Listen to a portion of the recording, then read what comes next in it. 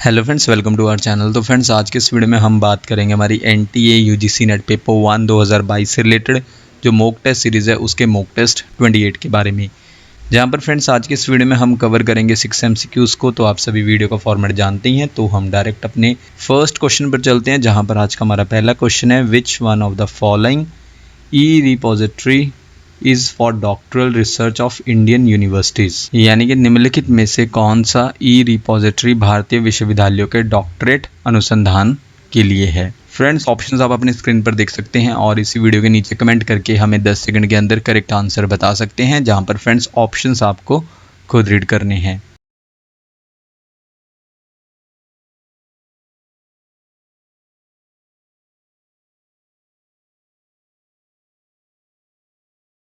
इस क्वेश्चन के लिए करेक्ट आंसर है वो ई रिपोजिटरी है, इलेक्ट्रॉनिक रिपोजिटरी, इलेक्ट्रॉनिक भंडार घर है। किसके लिए? डॉक्टरल रिसर्च के लिए इंडियन यूनिवर्सिटीज़ के। वो है इनमें से ऑप्शन बी, शोध गंगा। जहाँ पर फ्रेंड्स शोध गंगा क्या है? एक रिजर्वर है, भंडार घर है। किसका? इंडियन थीसिस का। इस क्वेश्चन को फ्रेंड्स हम थोड़ा डिस्कस कर लेते हैं। सबसे पहले हमारे पास है UGC notification minimum standards and procedure for award of MPhil और पीएचडी डिग्री रेगुलेशन 2009 अमेंडमेंट बनाया गया था 2016 में, जहां पर 5 मई 2016 को मैंडेट कर दिया, अनिवार्य कर दिया कि सबमिशन किया जाना चाहिए इलेक्ट्रॉनिक वर्जन का। और किसके इलेक्ट्रॉनिक वर्जन का? थीसिस और डिसर्टेशंस के रिसर्चर द्वारा यूनिवर्सिटीज़ में। और इसका एम क्या होगा? फैसिलिटेट करना होगा, सुविधाजनक बनाना होगा, जो ओपन एक्सेस है, यानी कि ईजिली एक्सेस कर सके, ईजिली जो है पहुंच सके इंडियन थीसिस और डिसर्टेशंस तक, जो एकेडमिक कम्युनिटी है वर्ल्ड वाइड, उनकी आसानी तक पहुंचो इंडियन थीसिस और डिसर्टेशंस तक। इसके बाद friends, as per the regulation responsibility है होस्टिंग की, मेंटेनिंग की और बनाना है digital repository Indian electronic thesis और डिसर्टेशन का, जिसे कहा जाता है शोध गंगा, जो एक्सेसिबल हो सभी इंस्टीट्यूशंस के लिए, यूनिवर्सिटीज़ के लिए। और इसकी जिम्मेदारी दी गई है और इसे सेटअप किया गया है किसके द्वारा? इनफ्लिबनेट सेंटर द्वारा। नेक्स्ट पॉइंट है फ्रेंड्स, शोध गंगा एट इनफ्लिबनेट। इसे सेटअप किया गया है यूज़ करके open source digital repository software. और वो सॉफ्टवेयर कौन सा है? डी स्पेस, जिसे विकसित किया गया है डेवलप्ड बाय MIT यानी कि मैसाचुसेट्स इंस्टीट्यूट ऑफ टेक्नोलॉजी। किसकी पार्टनरशिप के साथ? जहां पर पार्टनरशिप हुई थी, साझेदारी हुई थी किनके बीच में? Hewlett Packard, in short HP के बीच में, यानी कि HP कंपनी के बीच में जो है पार्टनरशिप हुई थी डी स्पेस सॉफ्टवेयर को विकसित करने के लिए। इसके बाद फ्रेंड्स नेक्स्ट पॉइंट में है, शोध गंगा प्रोवाइड करता है एक प्लेटफॉर्म किन्हें? रिसर्च स्कॉलर्स को, कि वो डिपॉजिट कर सकते हैं अपने PhD थीसिस को और उससे बना सकते हैं अवेलेबल, जो एंटायर स्कॉलरली कम्युनिटी है उसके लिए अवेलेबल बना सकते हैं। इसके बाद फ्रेंड्स नेक्स्ट पॉइंट में 2021 तक 500 यूनिवर्सिटीज़ जो हैं इंडिया में साइन कर चुकी हैं memorandum of understanding, in short MOU, किसके साथ? इनफ्लिबनेट सेंटर के साथ, पार्टिसिपेट करने के लिए किसमें? शोध गंगा प्रोजेक्ट में। और इसके बाद फ्रेंड्स इस क्वेश्चन से रिलेटेड हमारा लास्ट पॉइंट है, इनफ्लिबनेट सेंटर एक और रिपोजिटरी है, भंडारघर है, जिसे जाना जाता है शोध गंगोत्री के नाम से। उसे भी किसके द्वारा मेंटेन किया जाता है? इनफ्लिबनेट सेंटर द्वारा। और शोध गंगोत्री क्या है? रिपोजिटरी है सिनॉप्सिस का और रिसर्च प्रपोजल्स का इंडियन यूनिवर्सिटीज़ के PhD प्रोग्राम्स के लिए। कौन? शोध गंगोत्री। इसके बाद फ्रेंड्स हमारा नेक्स्ट क्वेश्चन है, क्वेश्चन नंबर 2 में आपको बताना है, who has signed memorandum of understanding, in short MOU, with the NAAC national assessment and accreditation council and quality council of India for the accreditation of teacher education programmes for secondary and elementary levels respectively.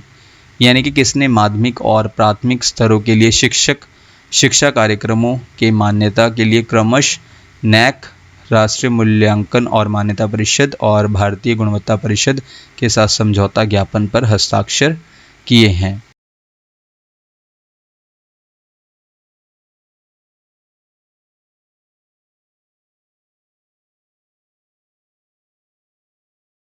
इनमें से friends वो है option C, NCTE यानी कि national council for teacher education ने sign किया है memorandum of understanding किसके साथ? NAAC और क्वालिटी काउंसिल ऑफ इंडिया के साथ। किसके लिए? सेकेंडरी और एलिमेंट्री लेवल्स पर अक्रेडिटेशन के लिए टीचर एजुकेशन प्रोग्राम्स के।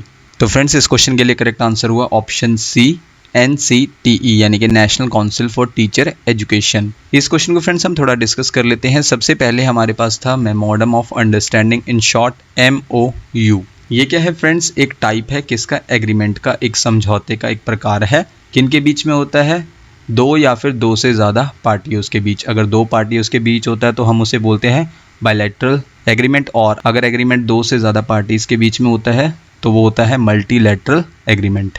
इसके बाद फ्रेंड्स हमने इस क्वेश्चन में बात की थी नैक के बारे में। नैक यानी कि national assessment and accreditation council, in short NAAC. ये गवर्नमेंट ऑर्गेनाइजेशन है इंडिया में जो असेस करती है और अक्रेडिट्स यानी कि मूल्यांकन करती है और मान्यता देती है हायर एजुकेशन इंस्टीट्यूट्स को। और ये एक ऑटोनॉमस बॉडी है जिसे फंडेड किया जाता है यूनिवर्सिटी ग्रांट्स कमीशन द्वारा, इन शॉर्ट UGC द्वारा, और इसका हेडक्वार्टर्स कहाँ पर है? बेंगलोर में है। और इसके बाद फ्रेंड्स नेक्स्ट पॉइंट में नैक को इस्टेब्लिश किया गया था, इसको स्थापित किया गया था 1994 में। और साथ ही साथ नैक जो है ग्रेड देती है इंस्टीट्यूट्स को, और इसमें जो है 8 ग्रेड लैडर है, यानी कि 8 ग्रेड प्रोवाइड करती है इंस्टीट्यूट्स को उनके परफॉर्मेंस के अकॉर्डिंग। देन इसके बाद फ्रेंड्स हमने इसी क्वेश्चन में बात की थी NCTE के बारे में, यानी कि national council for teacher education, in short NCTE। ये क्या है? एक स्टैट्यूटरी बॉडी है इंडियन गवर्नमेंट की, जिसे सेटअप किया गया है किसके under? National council for teacher education act 1993 के अंडर। और NCTE यानी कि national council for teacher education को कब सेटअप किया गया था? 1995 में। देखभाल करने के लिए स्टैंडर्ड्स, मानकों, प्रोसीजर्स, प्रक्रियाओं और प्रोसेसेस को इंडियन एजुकेशन सिस्टम में। और इसका सेक्रेटरीट यानी कि इसकी बिल्डिंग, या आप कह सकते हैं सचिवालय, कहाँ पर लोकेटेड है? Department of teacher education and national council of educational research and training, in short NCRT में इसका सचिवालय लोकेटेड है। इसके बाद फ्रेंड्स नेक्स्ट पॉइंट में NCTE ये रेगुलेट और प्रॉपरली मेंटेन करने के लिए है नॉर्म्स और स्टैंडर्ड्स को टीचर एजुकेशन सिस्टम में। इसके बाद फ्रेंड्स हमारा नेक्स्ट क्वेश्चन है, क्वेश्चन नंबर 3 में आपको बताना है in communication the study of I behaviour is called dash, यानी कि संचार में नेत्र व्यवहार के अध्ययन को क्या कहा जाता है?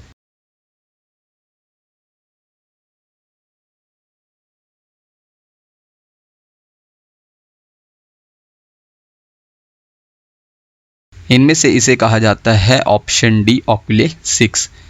कम्युनिकेशन में ऑक्यूलेसिक्स को कहा जाता है स्टडी ऑफ आई बिहेवियर, यानी कि नेत्र व्यवहार के अध्ययन के रूप में जाना जाता है ऑक्यूलेसिक्स को। और फ्रेंड्स अगर हम ऑक्यूलेसिक्स के एग्जांपल्स के बारे में बात करें, जहां पर इसके एग्जांपल्स क्या हैं? Eye contact, eye movement, blinking, एक दिशा में घूरना, ये सभी किसके एग्जांपल्स हैं? ऑक्यूलेसिक्स की। इसके अलावा फ्रेंड्स हमने ऑप्शंस में बात की थी प्रॉक्सिमिक्स के बारे में। प्रॉक्सिमिक्स क्या है? स्टडी है स्पेस की, कि कैसे जो है हम स्पेस को यूज़ करते हैं और कैसे जो है स्पेस हमें ज़्यादा कंफर्टेबल या फिर कम कंफर्टेबल फील करवाता है। तो प्रॉक्सिमिक्स किसकी स्टडी है? स्पेस की। इसके अलावा फ्रेंड्स हमारे पास ऑप्शंस में था क्रोनेमिक्स, और क्रोनेमिक्स किसकी स्टडी है? यूज़ ऑफ टाइम की, किसमें? नॉन वर्बल कम्युनिकेशन में। इसके बाद फ्रेंड्स हमारा नेक्स्ट क्वेश्चन है, question number 4, online meetings, educational video conferences, interactive webinars and chat based online discussions would all be considered forms of dash learning, यानी कि online बैठकें, शैक्षिक वीडियो सम्मेलन, इंटरैक्टिव वेबिनार और चैट आधारित ऑनलाइन चर्चा सभी को डैश सीखने का रूप माना जाएगा।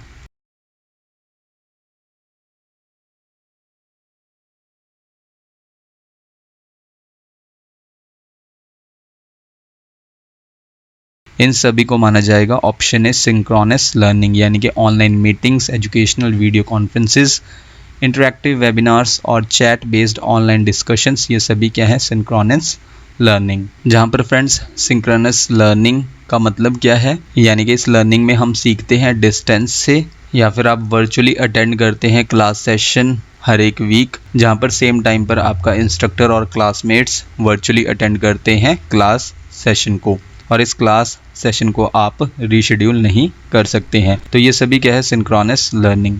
इसके बाद हमारा फ्रेंड्स नेक्स्ट क्वेश्चन है, क्वेश्चन नंबर 5 में आपको बताना है according to which sustainable development goal investment in infrastructure and innovation are crucial drivers of economic growth and development, यानी कि किस सतत विकास लक्ष्य के अनुसार बुनियादी ढांचे और नवाचार में निवेश आर्थिक विकास और विकास के महत्वपूर्ण चालक हैं।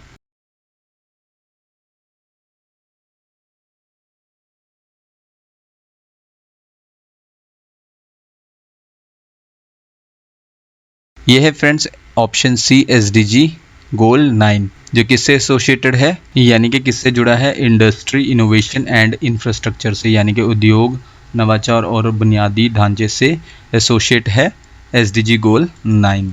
इसके बाद फ्रेंड्स हमारा आज का लास्ट क्वेश्चन है, क्वेश्चन नंबर 6 में आपको बताना है, अरेंज करना है, जहां पर आपको क्रोनोलॉजिकल ऑर्डर में, यानी कि जो सबसे पहले आया उसको आपको सबसे पहले यूज़ करना है इस ऑर्डर में, जहां पर नंबर 1 है मैकालेज मिनट, नंबर 2 है Wood's dispatch, number 3 Sadler commission, number 4 Hartog committee, number 5 Sargent scheme. Friends code आप अपनी स्क्रीन पर देख सकते हैं और इसी वीडियो के नीचे कमेंट करके हमें 10 सेकंड के अंदर करेक्ट कोड बता सकते हैं।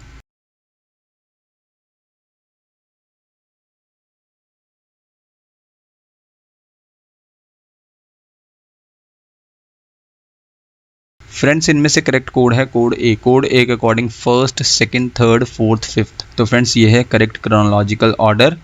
सबसे पहले आएगा नंबर 1 मैकालेज मिनट, उसके बाद नंबर 2 वुड्स डिस्पैच, देन इसके बाद आया नंबर 3 पर सेटलर कमीशन, उसके बाद नंबर 4 पर हैडटॉक कमेटी और नंबर 5 पर सार्जेंट स्कीम। इस क्वेश्चन को फ्रेंड्स हम थोड़ा डिस्कस कर लेते हैं। सबसे पहले हमारे पास नंबर 1 पर मैकालेज मिनट, ये जो है 2 फरवरी 1835 में 1835 में ब्रिटिश हिस्टोरियन और पॉलिटिशियन हैं थॉमस बेबिंगटन मैकाले, उन्होंने प्रेजेंट किया था मिनट ऑन इंडियन एजुकेशन, जो किस लिए था, जो इंडियन नेटिव्स हैं यानी कि भारतीय मूल निवासी हैं, उन्हें जो है इंग्लिश में एजुकेशन प्रोवाइड करने की ज़रूरत है, तो उसके लिए था मिनट ऑन इंडियन एजुकेशन या फिर मैकालेज मिनट, जिसे प्रेजेंट कब किया गया था, 2 फरवरी 1835 को।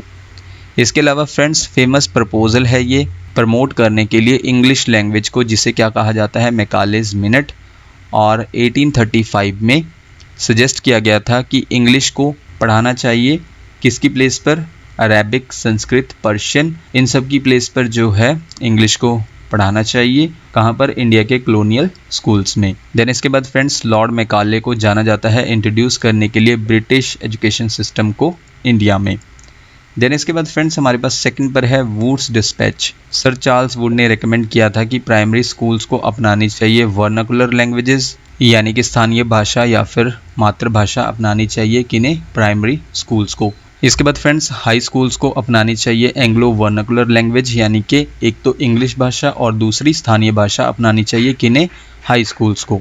और लास्ट में इंग्लिश मीडियम होना चाहिए एजुकेशन का कॉलेजेस में, जहाँ पर फ्रेंड्स सर चार्ल्स वुड के अकॉर्डिंग स्कूल्स को अपनानी चाहिए वर्नाकुलर लैंग्वेजेस, हाई स्कूल्स को एंग्लो वर्नाकुलर लैंग्वेज और कॉलेज में इंग्लिश मीडियम होना चाहिए। इस ऑफिशियल अनाउंसमेंट को वुड्स डिस्पैच के नाम से जाना जाता है। वुड्स डिस्पैच को कब इंट्रोड्यूस किया गया था, 1854 में, स्प्रेड करने के लिए एजुकेशन को ब्रिटिश इंडिया में।